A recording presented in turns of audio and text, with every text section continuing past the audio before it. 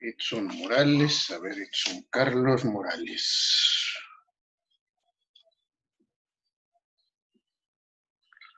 Ok, Alexis de la Rosa. Okay. Roberto Segura.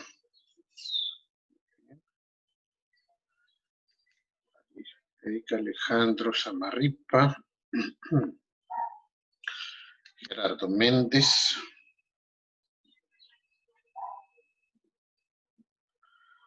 Está Gerardo Méndez. Bueno, supongo que es Juan Méndez. Okay.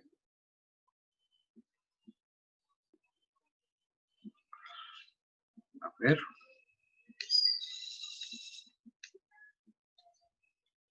1, 2, 3, 4, 5.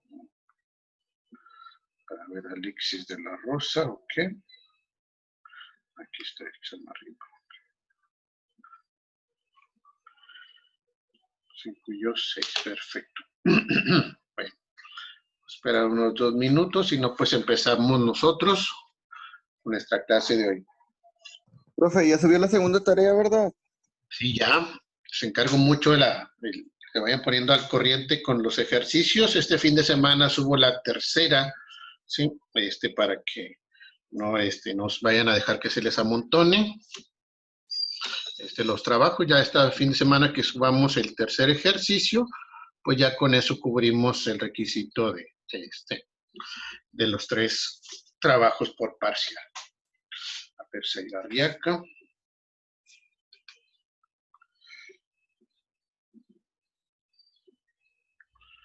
Y Aaron Torres.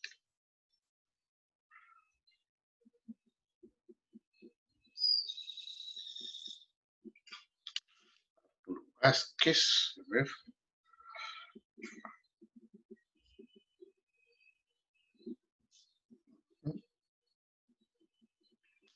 Víctor Olivo.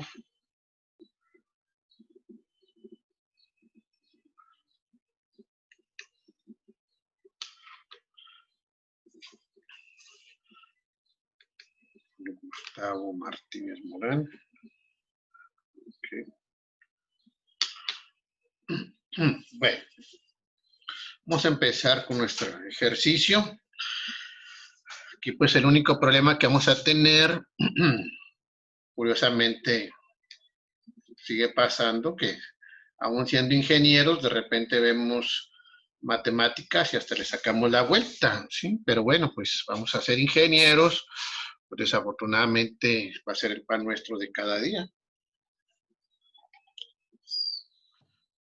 Vamos a un ejercicio donde nos piden tallar un hexágono en una fresadora, ¿sí?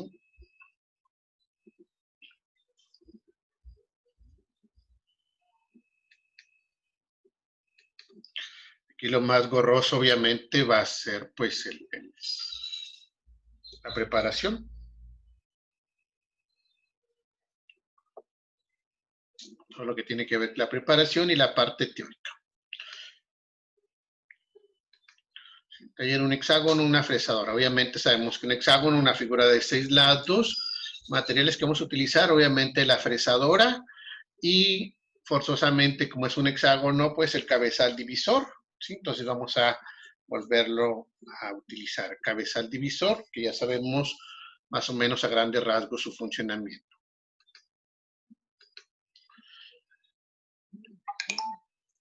En este caso,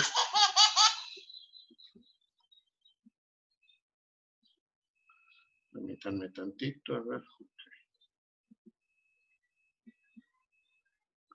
Ok.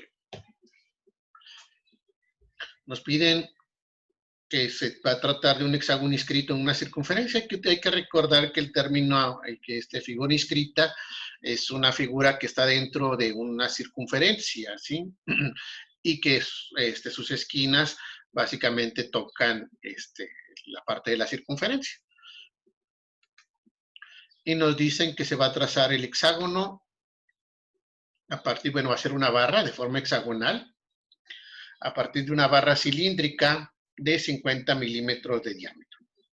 A ver, César Daniel Perales.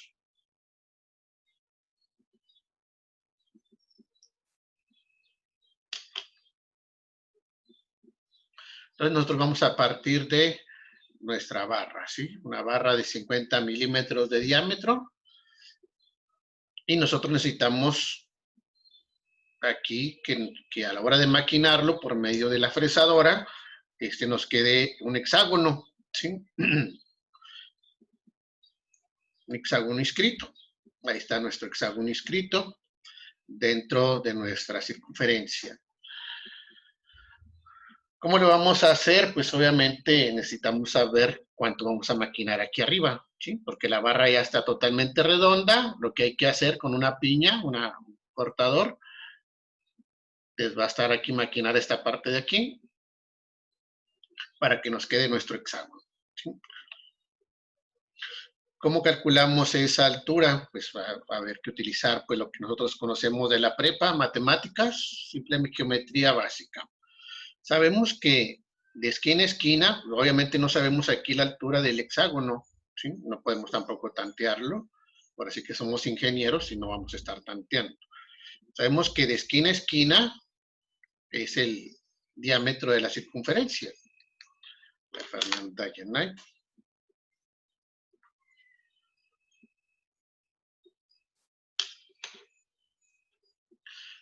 ¿Sí? Y entonces, eso quiere decir que esa distancia que tenemos ahí, esa línea, ¿cuánto mide? Pues mide 50 milímetros, ¿sí? Lo que nos dicen que es el diámetro de nuestra barra.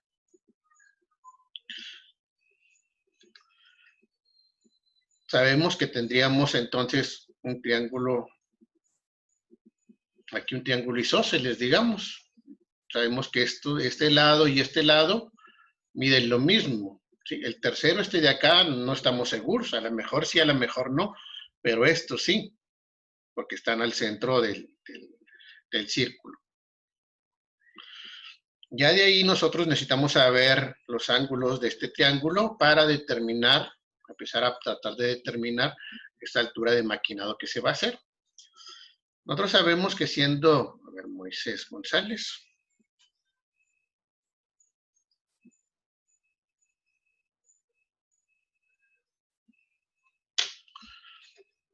que siendo esto una circunferencia, pues aquí nosotros alrededor de nuestro centro tenemos, bueno, esa mide 25, ok. Aquí tenemos una circunferencia pequeña, con la cual podemos determinar que todo completito, pues una vuelta, son 360 grados.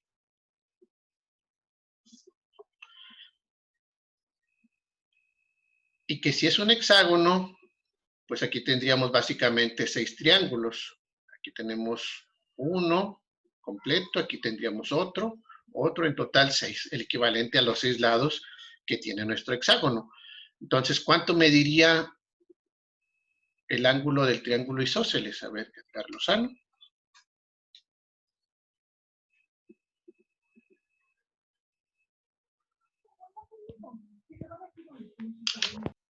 Diríamos, pues el ángulo completito de todo básicamente nuestros dos triángulos que tenemos aquí, serían 360 grados entre la cantidad de lados que tiene nuestro hexágono, en este caso 6. Nuestro ángulo entonces sería de 60 grados, ¿sí? Hablando completamente de todo el triángulo isósceles. Pero sabemos que aquí podemos trazar una línea del centro al centro de nuestro triángulo. Y aquí tendríamos dos triángulos rectángulos, ¿sí? Y si esto mide 60 grados completo, pues entonces miden 30 y 30. Este es un ángulo recto. Y sabemos que en el caso de un triángulo, la suma de todos sus ángulos internos suman 180 grados. Si este mide 30 y este 90, porque es un ángulo recto, forzosamente el otro tiene que medir 60 grados. Ya tenemos nuestro triángulo formadito aquí. ¿Para qué lo queremos? Para calcular esta altura. ¿Sí? Básicamente lo que tenemos es un triángulo rectángulo volteado. Si queremos verlo así, necesitamos esta altura. Lo que llamamos cateto opuesto del ángulo de 60 grados. Entonces, tenemos cateto opuesto, la hipotenusa aquí está de 25, tal como lo dijimos, la mitad del diámetro, y nuestro ángulo de 60 grados. A ver, Ángela Barbosa.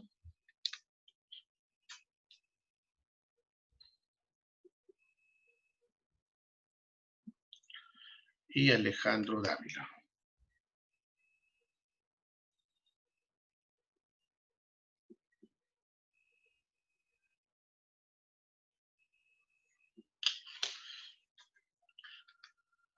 Como estamos hablando de un cateto opuesto, pues hablamos de seno. Seno del ángulo, en este caso seno de 60. Seno del ángulo es cateto opuesto entre hipotenusa. Nosotros tenemos el ángulo y tenemos la hipotenusa. De ahí podemos despejar el cateto opuesto. Entonces, la hipotenusa va a pasar multiplicando. La hipotenusa multiplica el seno del ángulo. De ahí entonces cateto opuesto es igual a la hipotenusa por el seno del ángulo. Nuestro cateto opuesto es la hipotenusa, que mide 25, la mitad de nuestro diámetro, por el seno de 60 grados, que ya sabemos, ese lo sacamos directamente de nuestra calculadora.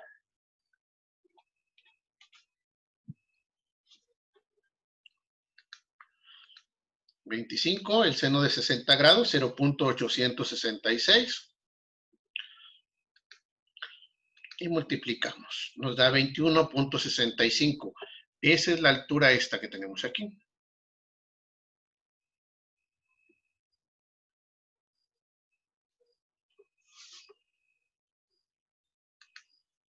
Y entonces decimos que el maquinado es 25.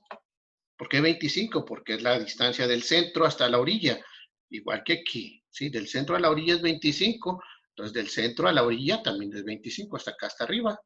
Le restamos la altura que acabamos de calcular, 21.65, y entonces nuestro maquinado va a ser de 3.35 milímetros. Fíjense todo lo que se tiene que hacer para hacer un simple maquinado. ¿Sí? De repente decimos, pues dale ahí como más o menos como caiga. Pues sí, como caiga, pero eso de estarle tanteando, pues tampoco es muy bueno, ¿sí? De hecho, cuando nosotros tratamos de maquinarlo, y se lo digo por experiencia, maquínale un pedacito y luego le das vuelta y otra vez y otra, y ahí le vas dando y le vas dando, la figura, aunque queda así, se les haga uno bien derechito, las medidas no quedan, ¿sí? No queda, por ejemplo, aquí la distancia de 50 milímetros, no nos queda, pero mucho menos, ¿sí? Bueno, ya tenemos nuestro el maquinado que se haría 3.35 milímetros de profundidad, lo que se recortaría. Nos iríamos a la parte de la división, donde hay que repartir los 6 lados en nuestro cabezal divisor. Utilizando obviamente los platos divisores. Lo primero que hay que tener bien claro o en cuenta es que en general, y eso no es algo que yo se los haya puesto como condicionante aquí, de que ¿saben qué? No quiero que utilicen el plato de 24 espacios. No, es que es casi una constante. Es pocos los cabezales divisores que utilizan o que tienen el plato frontal de 24 espacios.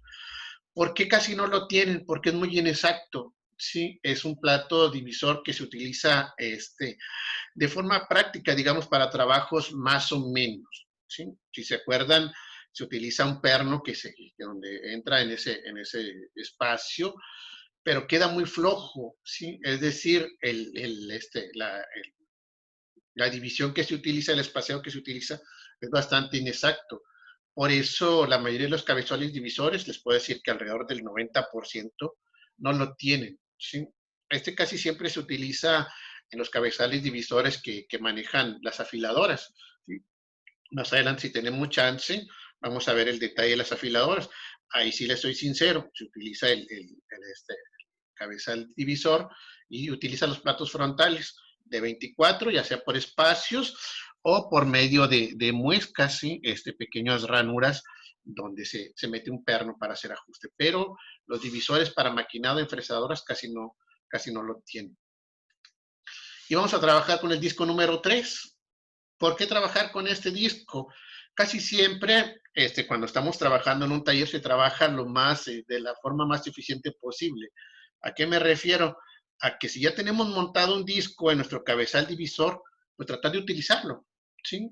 Porque quitarlo, cambiarlo por otro, es un trabajo, ¿sí? Un trabajo que, de preferencia, tratar de no hacer, no tanto por no hacerlo, por no perder tiempo. Entonces nosotros tenemos montado ya en el cabezal divisor del último trabajo del anterior, tenemos este disco. Tiene los discos de 37, 39, 41, 43, 47 y 49. Y nos vamos a la repartición de 6 espacios.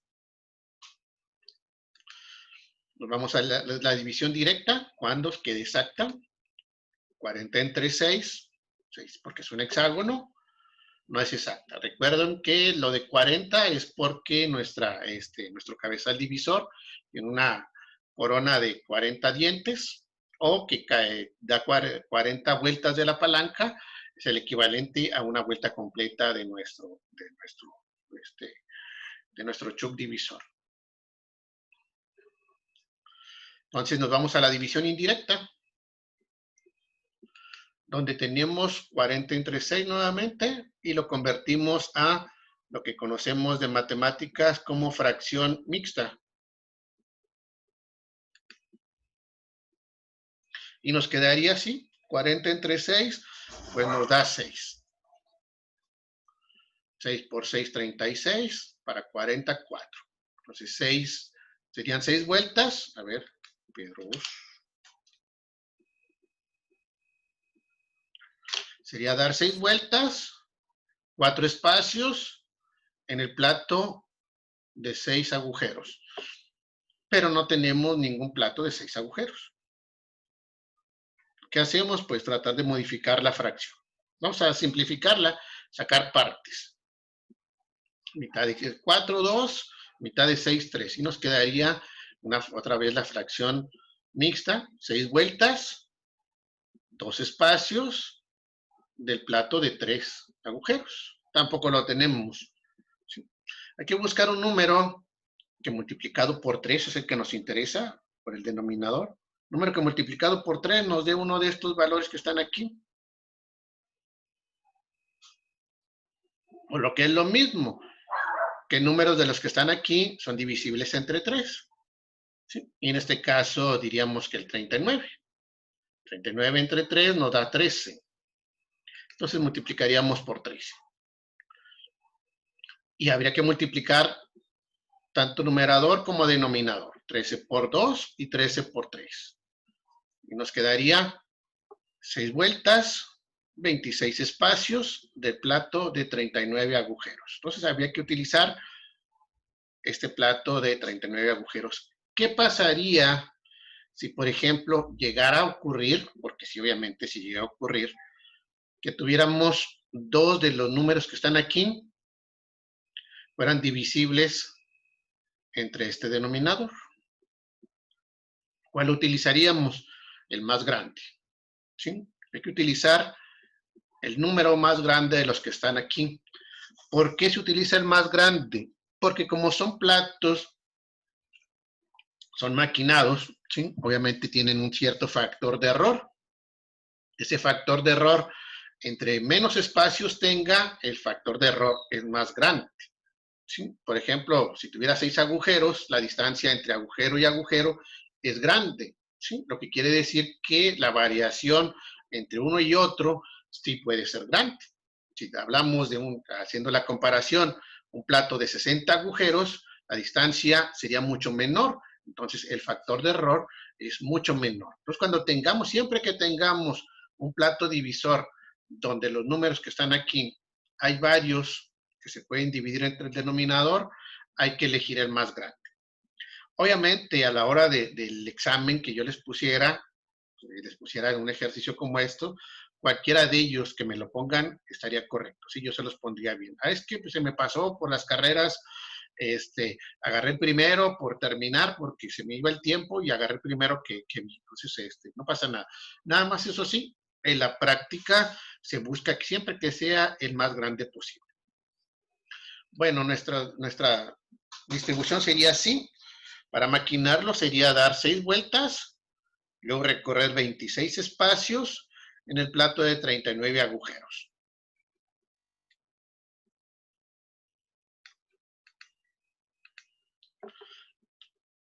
Y vamos a ver cómo se haría. ¿Sí? Aquí tenemos nuestra barra. Obviamente en este caso tenemos una piña, un cortador. Ahí está nuestro plato divisor.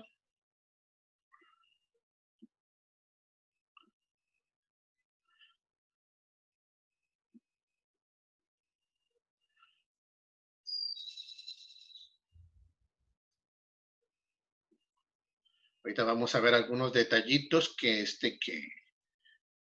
tiene este video en especial, ¿sí? Que hay que observar. A veces uno pone atención en lo que se está haciendo bien, pero también hay que poner atención en lo que se está haciendo mal.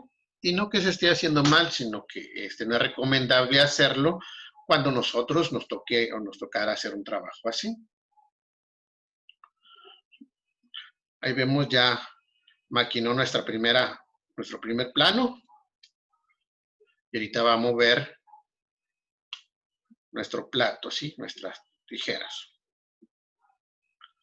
Aquí va a zafar el perno, que va metido en los agujeros, ya lo zafó, ¿sí? Y va a darle 1, 2, 3, 4, 5, 6 y le da los 26 agujeros. Hasta donde se fijan que tiene unos topes, ¿sí? Las tijeras. Ahí es donde va a colocar el perno en el agujero correspondiente. Tiene que entrar.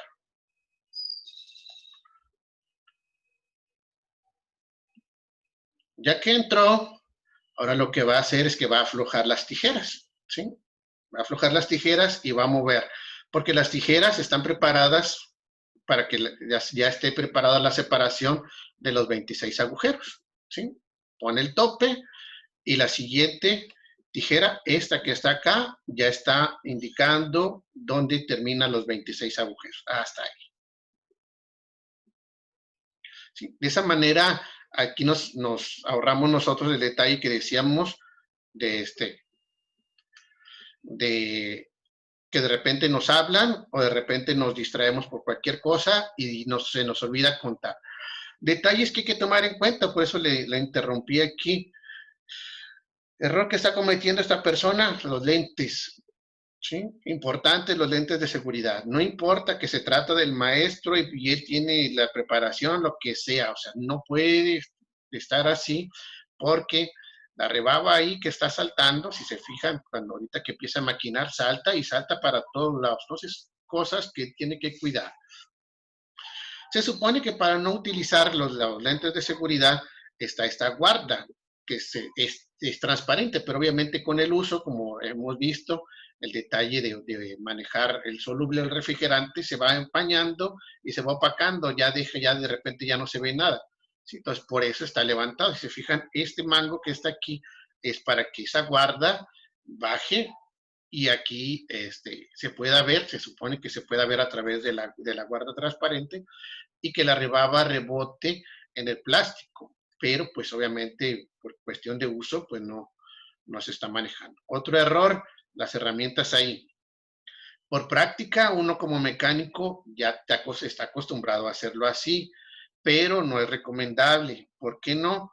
Porque estas herramientas que están aquí, la rebaba le está cayendo y lo de menos es que le caiga ahí. El problema es que de repente yo necesito agarrarla y cuando meto la mano ahí, la rebaba me cae y créanme, quema y quema bien feo, ¿sí? Como cuando te cae una cabeza de cerillo en una mano, ¿sí? Duele, o sea, duele donde te quema.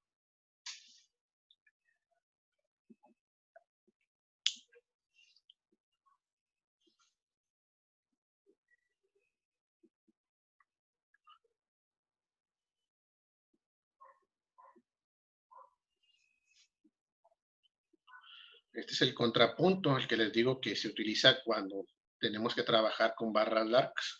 Llevo otra vez. 2, 3, 4, 5, 6, 26 agujeros. Coloca en el 26, zafa las tijeras y otra vez lo acomoda. Y ahora el 26 agujeros queda ahí arriba. ¿Sí? De esa manera es como funcionan o se utilizan las tijeras para evitarnos el detalle de estar contando los agujeros, como les digo, de repente por error, por distracción, se nos olvida, se nos pasa y y pues obviamente donde nosotros pongamos el cabezal divisor, ahí va a maquinar. De repente, les soy sincero, muchas veces uno cuenta mal y nuestra pieza no queda bien.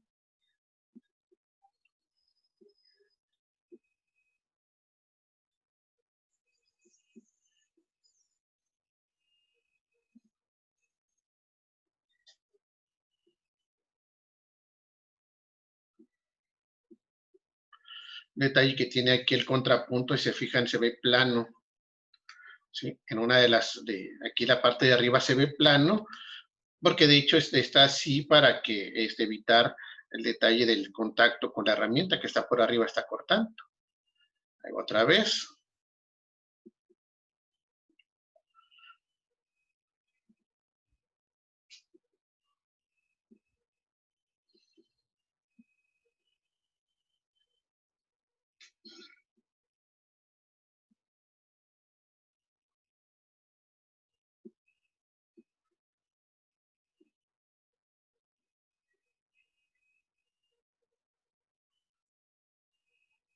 En este caso está utilizando una fresadora universal. En el siguiente ejercicio que vamos a ver, se utiliza una fresadora vertical. ¿Sí? Igualmente, de la misma manera, nada más que vamos a ver el maquinado de un engrane. Más cálculos, porque obviamente conlleva más maquinado y más exactitud. El detalle de los engranes no es tan simple o tan fácil de hacer como el caso de una distribución plana, que en este caso es de un hexágono.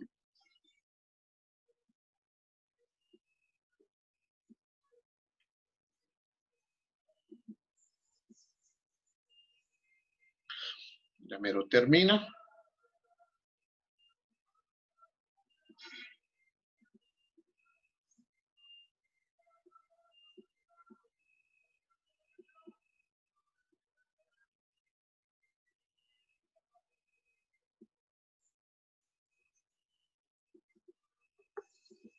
De hecho, un comentario que les decía ahorita en un principio, si se fijan aquí atrásito de nuestro cabezal divisor, no está el plato de 24 agujeros. Como les digo, ese en general casi siempre aparece solamente en los divisores de una afiladora. Es más pequeño, sí, más limitado en cuanto a las distribuciones. Eso por el detalle de que las herramientas en general son pocas distribuciones las que manejan. 8 gavilanes, 6 gavilanes, 4, 2. Rara vez llegamos a ver uno de 3, pero sí llega a ver. Es raro que llegue a pasar eso, pero sí los hay. Pero son muy pocos. Entonces, en general, por eso los cabezales divisores de las afiladoras son más limitados y más prácticos. No son tan precisos como el caso de este divisor. No lo necesitan, puesto que el caso del afilado no es tan preciso en cuanto al afilado de los gavilanes y del filo frontal. Es más simple y no muy exacto.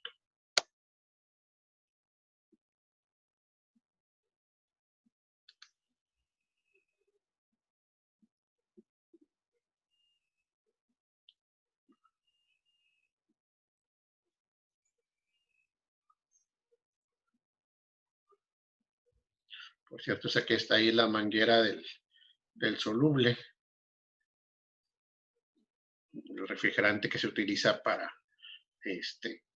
cuando maquinamos obviamente a gran escala, más cantidad de piezas.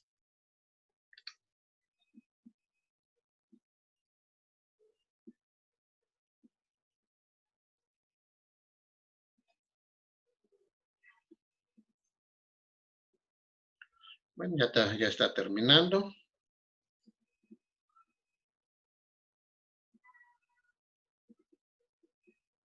Y listo, quedó nuestro maquinado de la pieza de nuestro hexágono a partir de una barra totalmente redonda, ¿sí? De 50 milímetros de diámetro.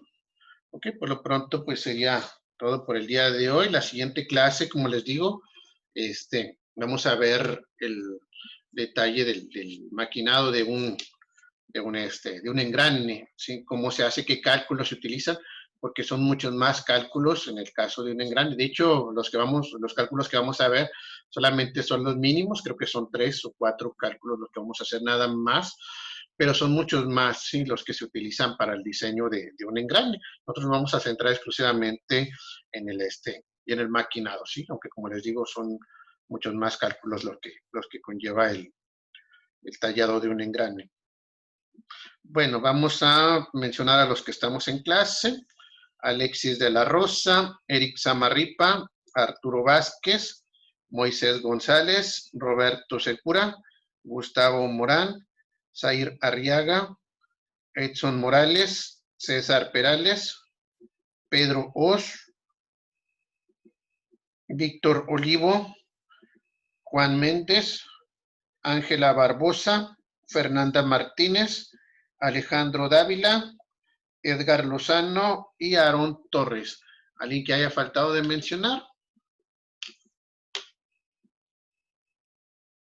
¿No? Bueno, pues por lo pronto sería todo. Ahorita voy a subirlo, pues lo estoy grabando, sí lo estoy grabando para que lo quede, ahorita lo subo al YouTube y lo voy a poner disponible para que lo puedan checar, ya que el caso de manejo de los videos, pues es más especial en cuanto a las clases y no manejarlo directamente en PowerPoint. Bueno, por lo pronto sería todo. Nos vemos en la siguiente clase. Como les digo, vamos a ver el tallado del engrane, los cálculos.